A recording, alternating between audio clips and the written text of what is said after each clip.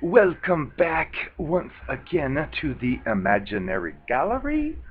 It is TJ here, and tonight's topic is actually taken from a book.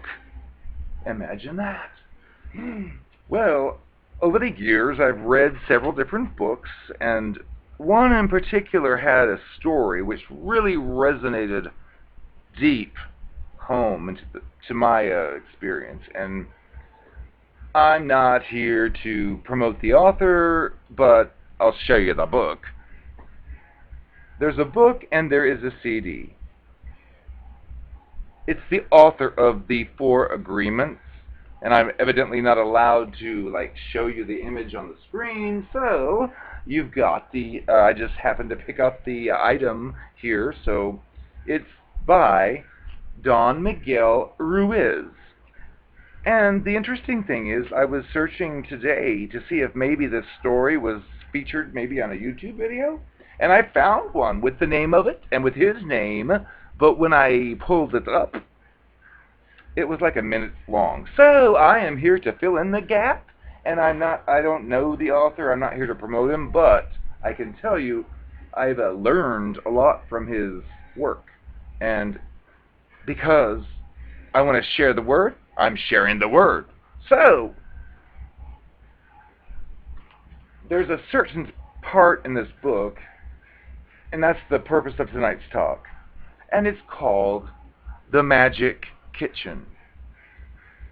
What I'll do is tell you the story of it, and again, I won't read it because that's illegal to infringe upon copyrights, but I will paraphrase, so hopefully you will understand and hopefully get out of it what I did. And if you want to get the book, fine. Get it free or used.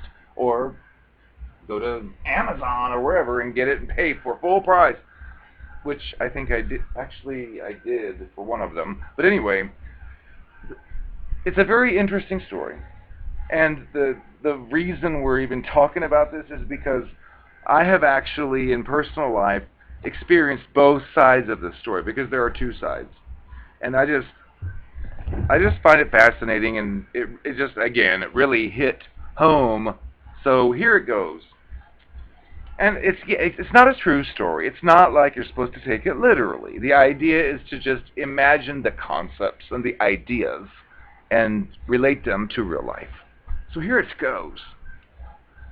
Imagine in your house you have a magic kitchen, which means at any time of the day, any time of the night, you can go into this kitchen and you can find or have the best food from anywhere around the world, as much as you want, and it is totally delicious. It is like perfection, like nothing you'd ever get anywhere else.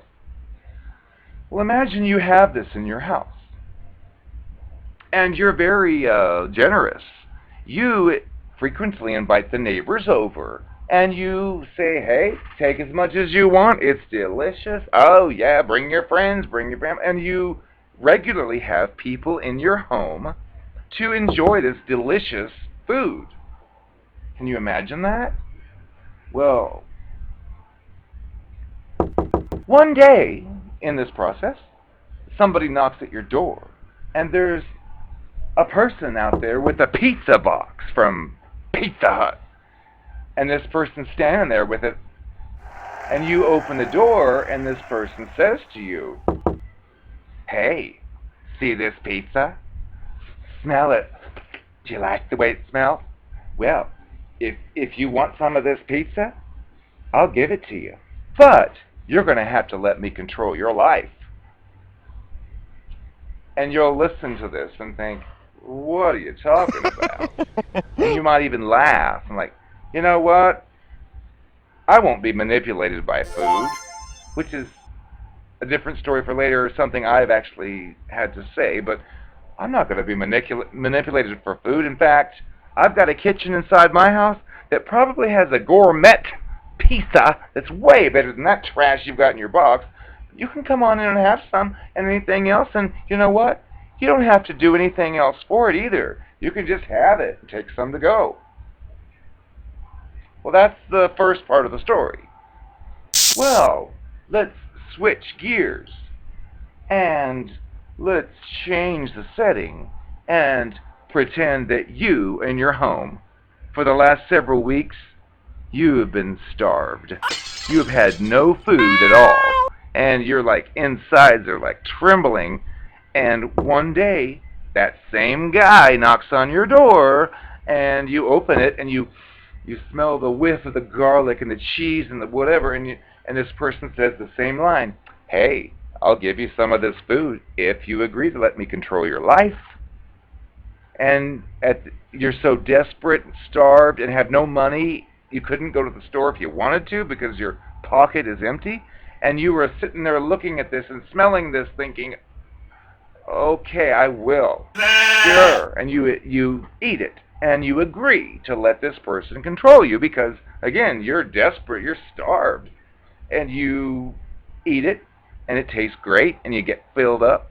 And then the person says, well, as long as you continue to do what I want, I'll bring some more over tomorrow. But remember, you have to do exactly as I ask and let me control you. So you say, okay. Well, so the next day, the person comes over and does the same thing. But after a few days or weeks, you begin to feel a little insecure because you've now gotten used to this wonderful food, and you start to worry, what if he doesn't come by tomorrow? What if he gives my pizza to somebody else? Oh, what will I do? Oh, I'm afraid, and you live in fear. Well, the moral of the story is, let me check my notes.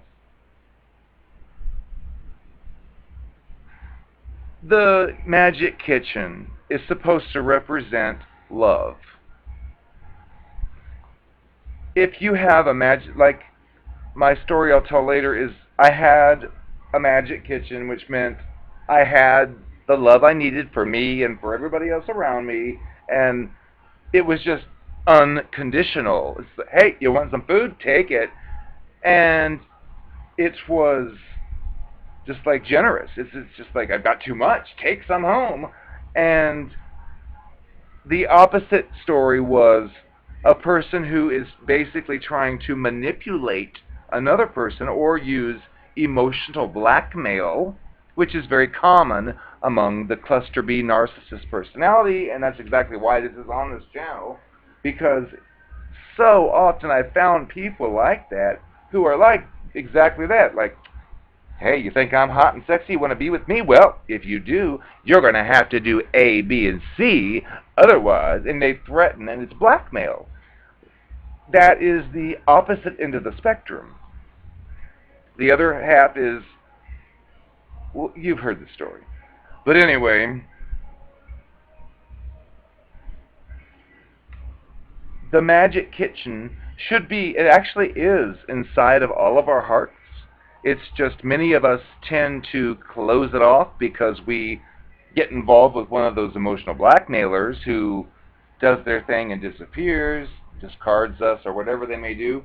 And it's very easy to slip into the second story because, again, I've mentioned, I've been in both places. And stepping back and stepping away from it, I find it very interesting. And if you're, I'll put a link in the comment or the box below the picture if you want to see the story as it is on the web. But I just found it very enlightening to realize that, you know what, I know how that feels, and I know how that feels. And I just thought it was brilliant. And his other book, The Four Agreements, and the companion book, I'm not here to promote products, but actually, yes, they're very good, again, at deprogramming the way that we are actually, if you think about it, we're sheep in this world. We are brainwashed to believe trash and filth and things that aren't even true.